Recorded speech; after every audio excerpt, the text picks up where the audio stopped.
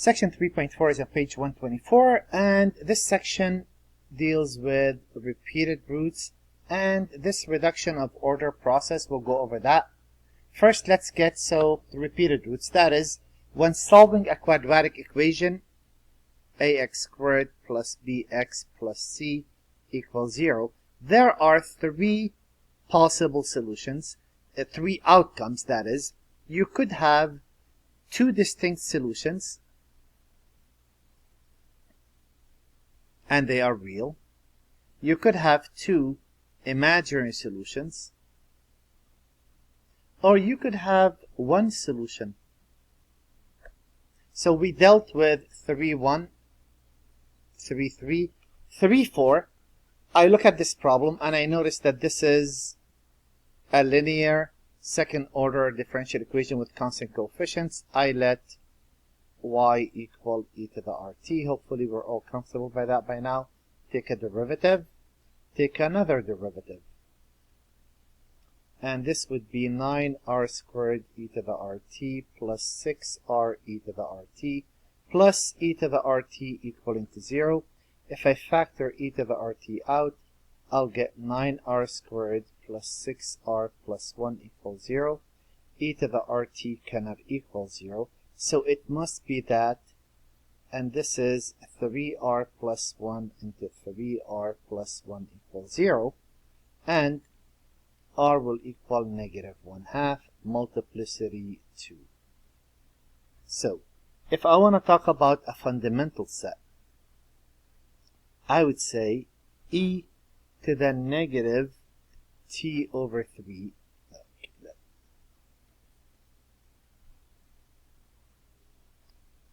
and e to the negative t over 3. And I don't need to take linear algebra to figure out that obviously this is a multiple of that.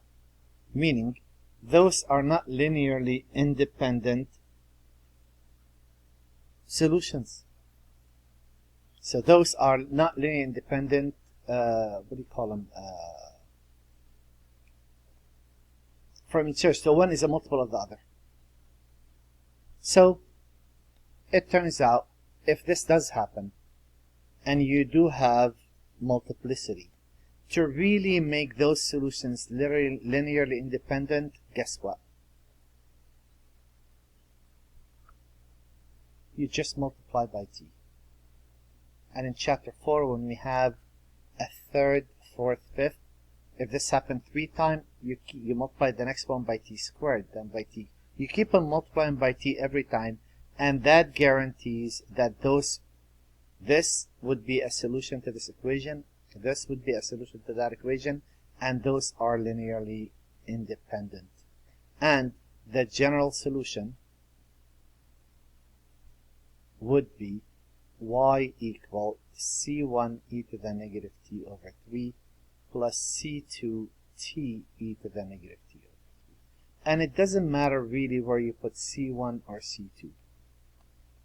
And I have a formula, let me see if I can fit it in there. There it is, a definition. If the characteristic equation yields one solution, r equal a, we're talking about if the characteristic equation of a second order, I forgot to mention that. If the characteristic equation of a second, you know what, let me type it so it's safe. Okay, here we are, it looks better. If the characteristic equation of a second order differential equation yield one solution, r equal a, with a multiplicity of 2, then the fundamental set is generated by e to the at, because that's a, and t times e to the at, and the general solution will be as follows. Now that we have all three cases, well, they kind of mix the order here, they mix the pot, so it's not like, every section has its own here. They look at number 4, and did I give you a page number with all the fun? Yeah, page 132. Alright, if I look at number 4, well, this is, again, a second order linear differential equation with constant coefficients. I let y equal e to the rt. I need a derivative, and I need a second derivative. r squared e to the rt minus 2r e to the rt plus 10 e to the rt equals 0. Factor e to the rt out, get the characteristic equation in order. So e to the rt can never equal 0. It must be that. And if I look at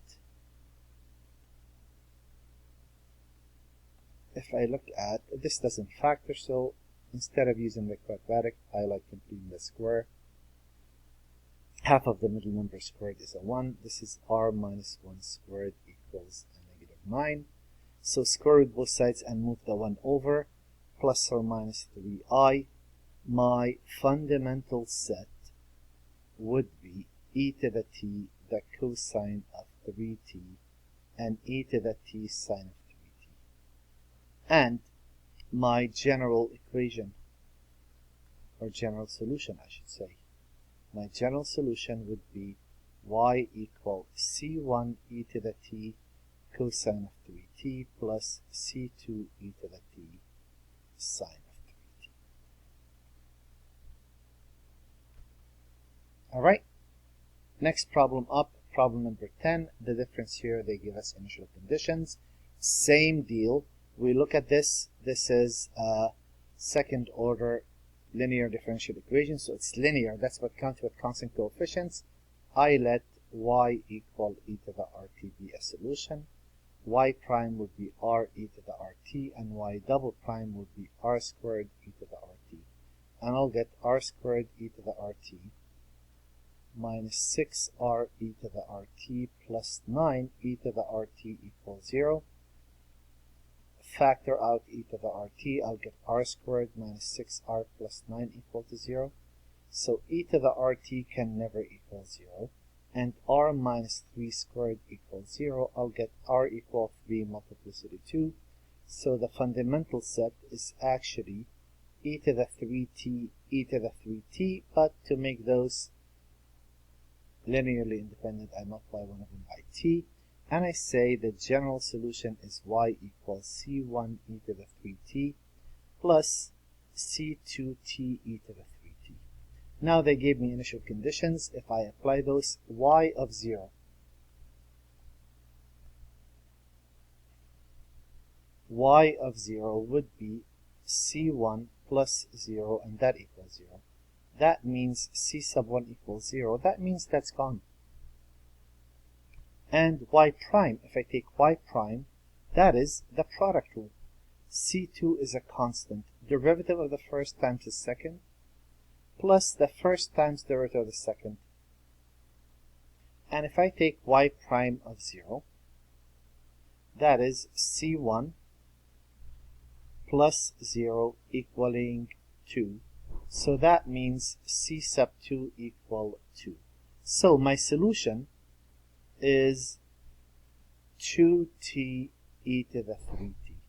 That would be the solution to this differential equations that satisfy both of these cases combined. And I want to do one more before we move on to the last portion of this section. Consider the following modification of the initial value problem. No problem. As an example too. Whatever that means. It doesn't make any difference. Modified, not modified, we could solve anything. This is a linear differential equation with constant coefficients. Guess what? Can you guess? I'm going to let y equal e to the rt. There. Modified, not modified, whatever they say. Find a solution as a function of b, okay? Then determine the critical value of b that separates the solution that remains positive to negative from those that are eventually become, okay, we're worrying way too much. I'm not reading any of this. I see find a solution, I'm going to find that first. Then I'll worry about all of that stuff. Let y equal e to the rt, y prime is r e to the rt, and y double prime is r squared e to the rt. And this becomes r squared e to the rt minus r e to the rt plus 1/4 e to the rt equaling 0. That would become that's a characteristic equation, of course, r squared minus r plus 1/4 equal to 0. And e to the rt, we already know the drill, can never equal 0. So it must be that r minus 1/2 squared equal to 0, right? And that would mean r equal 1/2. The fundamental set would be what? E to the half t, e to the half t, but with an extra t. And the general solution is really y equals c1 e to the t over 2 plus c2t e to the t over 2. Alright, so again, I'm going to find the solution like I did on every single problem. Find c1, c2, and you're done. Y of 0 is c1, and that equal a 2. Almost said it's going to be 0. That equals a 2. So this is a 2. And if I take y prime, if I take a derivative, y prime, since that's 2, that's going to be 2 times e to the t over 2 times 1/2 plus, and here it's going to be the product rule, it's going to be c2 times 1 times e to the t over 2 plus t times e to the t over 2 times 1/2. And if I take y prime of 0, that would be a 1 plus c2 into 1. If I put a 0 there, that's gone. And that equals a b. So c2 will equal b minus 1. Well, there it is. Now what? I would look at y equal c1, 2 e to the t over 2 plus b minus 1 t e to the t over 2. Well, let's look at this and figure out how this works. Since t e to the t over 2 dominates over e to the t over 2 as t approaches infinity, it turns out this coefficient is key. B minus 1 equals 0 would indicate that b equal 1 is equilibrium. If b minus 1 is bigger than 0, if that's positive, then this is going to grow. And if b minus 1 is less than 0, as y approaches infinity, this is dominating. This is t e to the t multiplied by a negative, so you're going to reflect it down, and that's going to approach negative infinity. So sort of a graph that looks like this, actually, and sort of a graph that looks like this. And the last portion of this section deals with reduction of order, something we're going to play with in chapter, I believe, 10 or 7. It's really toward the last week. Reduction of order is extremely important. We know how to solve dy dt because that's calculus. And if it's not, we could use that trick if it's linear. Now, if we have y double prime, we could reduce it to a y prime and use calculus, or what we learned in the beginning of chapter 2 on it. If we have a third degree, we could reduce it to a second degree and reduce it to a first degree and use the same idea. What does that look like? That looks like linear algebra. This is how you get a system of equations. Well, we're not going to get that much in depth. We're going to talk about specifically second order, and later on we touch on third order. Suppose that we know one solution. Well, this is the catch here. You must know one solution, and that solution happened to be y sub 1. If you know one solution, y sub 1, right? And that's the solution to the first order, which is calculus, not everywhere 0, of this second order differential equation. to find the second equation, we let y equal v of t. This is y of t, v of t, right? And then plug them in and solve. And what that does, that reduces the second order to a first order. And I'm going to show you how that works. We're going to work out a couple of examples. I'm going to look at number 18 first and notice what they have. Now, what's the difference? This is a second order linear differential equation, but it doesn't have constant coefficients. Y equal e to the RT doesn't work on this. Y equal e to the RT works on a linear differential equation of any order with constant coefficients. Those are not constants anymore. So, if I play this right, I'll say, well, let's see. They're giving me y1 equal t squared.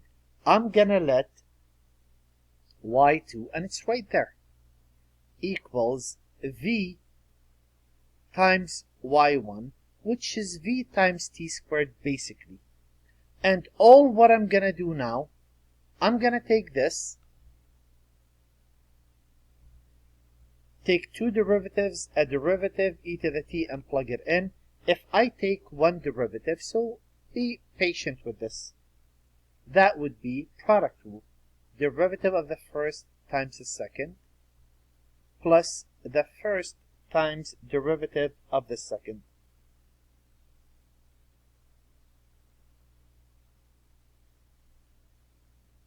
And if I take a second derivative, product rule, v double prime times t squared plus v prime times 2t, and the product rule, take the 2 out, derivative of the first times the second, plus the first times derivative of the second. So y double prime is actually v double prime t squared plus 2 v prime t plus another 2, that makes it 4, plus 2v. Now, if I substitute this, let me go by color coding those, y double prime right there. I'll be looking at t squared times v double prime t squared plus 4v prime t plus 2v. And if I use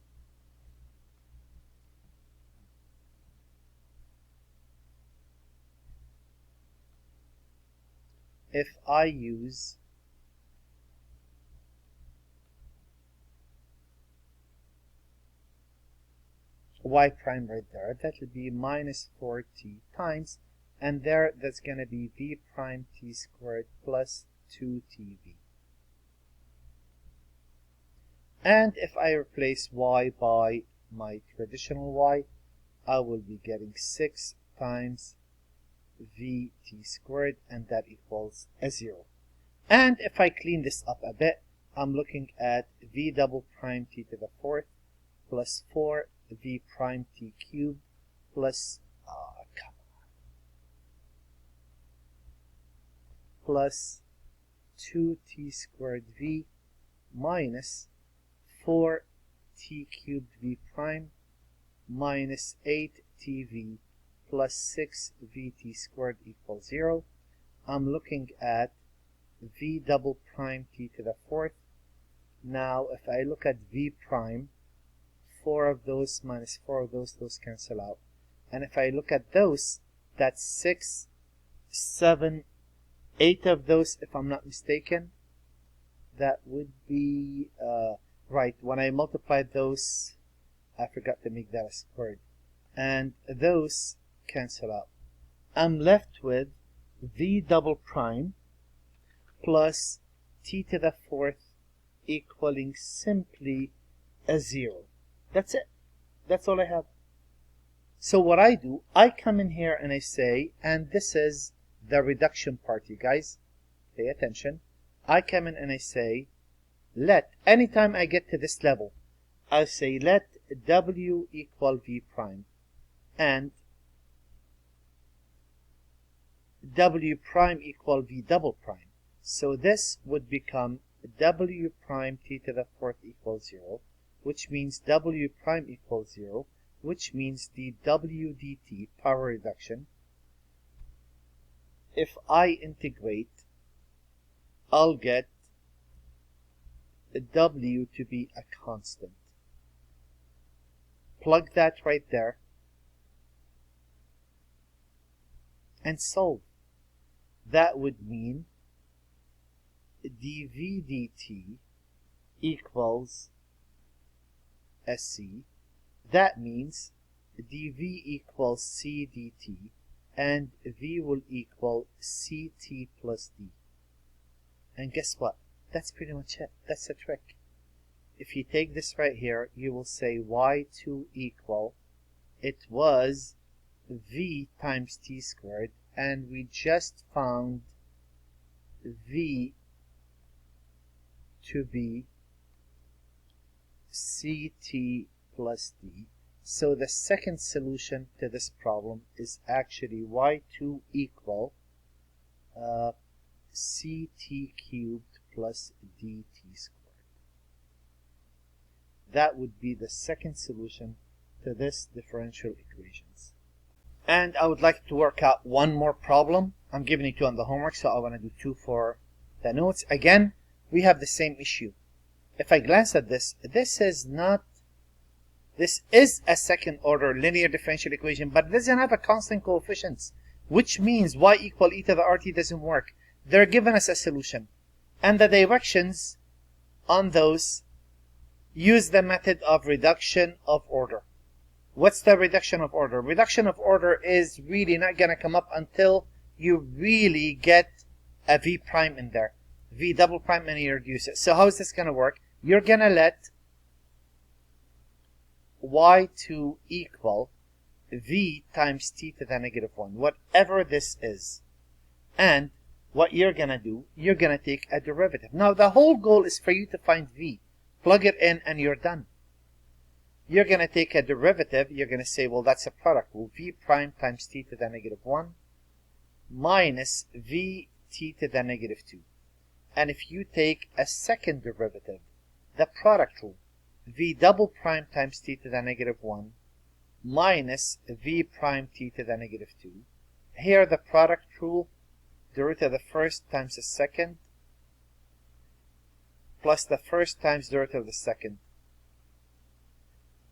So y double prime turns out to be v double prime t to the negative 1 minus 2 of those plus 2 of those. And now if I again color code those, assume there's y prime.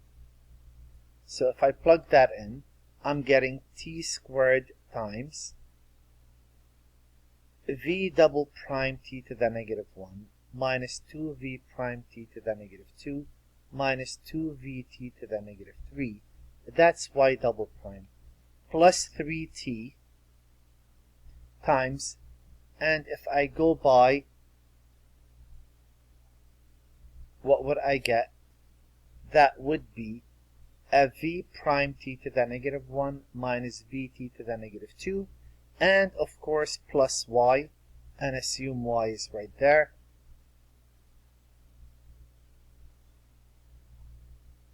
And by the way, that's a prime. And that would be vt to the negative 1. And that equals 0. And now just distribute. That will be v double prime t minus 2v prime minus 2vt to the negative 1 plus 3v prime minus 3vt to the negative 1 plus vt to the negative 1 equals 0. V double prime t, yeah, that was the only one. And let's see what we have left. If I really glance at those, minus 2 of those plus 3 of those is one of those. And minus 2 of those, right? Just give me 1 second. Yeah, negative times a negative is a positive. My mistake. So positive 2 of those plus 1 of those is 3 of those. Minus 3 of those cancel out. this is what I have. And you guys, this is power reduction right at this stage. At this stage, you say, let W equal V prime. This is power reduction. That's what they're talking about. Reduction of order. I'm sorry, power reduction. What am I thinking? This is reduction of order. So this is a second order. This is reduction of order. You're letting W equal V prime and W prime equal V double prime. That means this becomes W prime T plus W equals 0. And now this is chapter 2, 2.1 or 2.2. So dW dt times T equal negative W. dW times T equals W dt. dW over W equal dt over T. I'm going to integrate. Natural log of absolute value of W equal natural log of absolute value of 2 plus C. So I could say W equal e to the natural log of T plus C, which is absolute value of T. Actually, let me write that. I told you that we did that already, but let's make sure we're seeing that. That's a constant. So I could say W equal, this is absolute value of T times C. But I noticed that they specified that T is positive. And now I would go to my, you know what, I'm going to use yellow.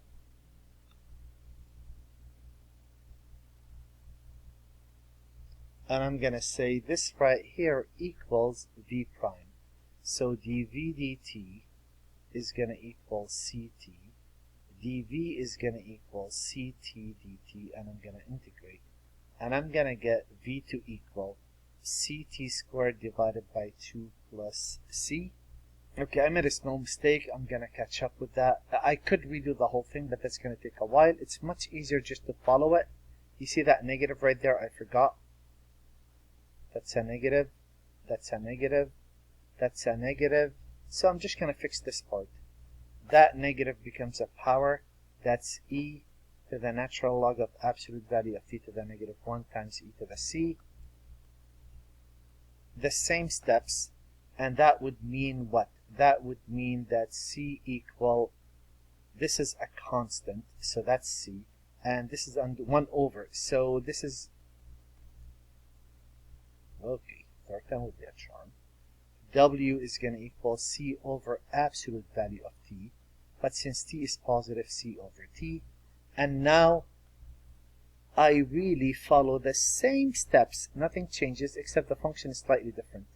Here I would say, well, look, this is this, but W is